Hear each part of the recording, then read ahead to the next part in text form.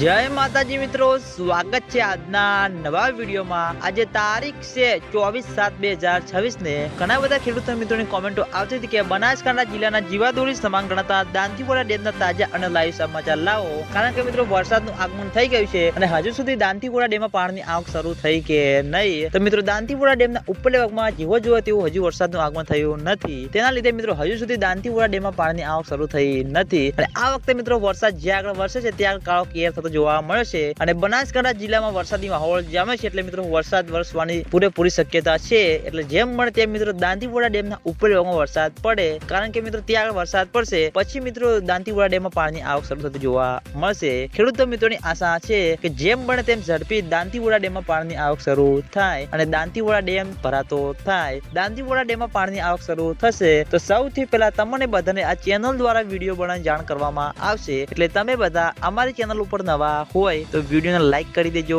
Comment કરી દેજો અને ચેનલને સબસ્ક્રાઇબ પણ કરી દેજો। તો મિત્રો જય માતાજી।